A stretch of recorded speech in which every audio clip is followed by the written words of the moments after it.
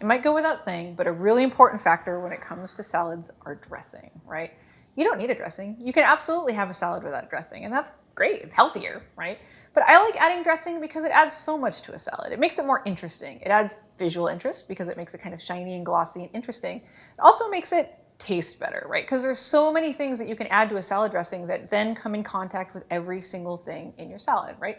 So you can't really sprinkle salt on salad greens because they just fall off and they fall to the bottom of the pan or the bowl. So what you do is you add your salt to your dressing along with any other interesting ingredients that you make sure want to evenly flavor your entire salad, right? So in your dressing, you have your salt, you have your acid, you have fresh herbs, you have some other goodies. What happens is they intermingle in the dressing and they evenly coat everything in the salad and they make it really evenly balanced. Speaking of salt, I want to talk about how important it is. Like, I'll go on and on about how important salt is, but salt in a salad is super important. Like, you don't have to add salt to your salad. You don't have to add anything you don't want in your salad. If you like your salad without salt, go for it. Again, you'll be the healthier for it.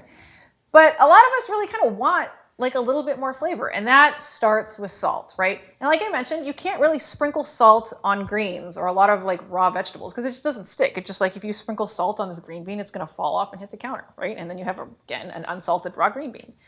What you do is you add salt to your dressing, and you want to make sure that you salt your dressing somewhat generously. This is really important because a bland salad is not going to be appetizing. You're not going to want to eat it, right? The whole point of making these epic meal-worthy salads is that they taste good and we want to eat them and they get more veggies in our body where they belong. Come on.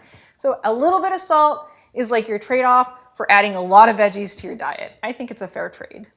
And the salt in the dressing is the exact reason we don't want to add the dressing to the salad until we're about to eat it. Because salad is really fragile and salt is really intense, right? So if you add salt to greens or salt to vegetables or salt to anything really, it sucks all the moisture out. So if you dress your salad and you cover it and it's beautiful and then you let it sit there for 10 minutes, you're gonna come back and it's gonna be like,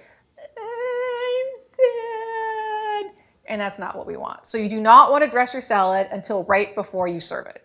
And if you're taking your salad with you, like to work or whatever, I highly recommend just getting little tiny plastic containers and like just taking it with you. Make sure they don't explode in your bag because that super sucks and I've been there. But you have your salad in one container, you have your little salad dressing container in another, because if you combine those two things and then they sit in your bag for 5 hours, you're basically going to come back to like salad soup.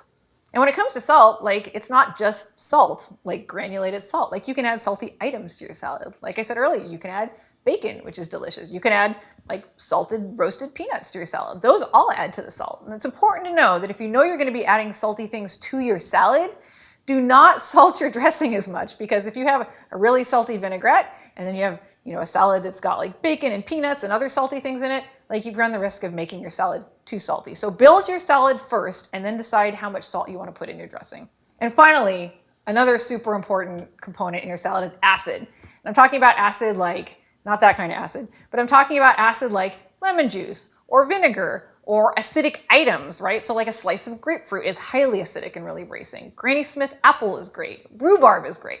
The thing is, you don't have to only use raw acidic ingredients, right? If you want to add slices of orange to your salad, that's great. If you want to add rhubarb to your raw rhubarb to your salad, that's, well, more power to you. But what you can do is you can also saute these items, right? So like you can saute apples in a frying pan, brown them up a little bit. There's a lot of sugar in an apple. That gives them their tartness, but it also gives them kind of like a sweeter, more savory flavor. Same with like, orange slices. In the past, what I've done is I've taken half an orange, just like the flat half, and held it down in a frying pan and let it sizzle.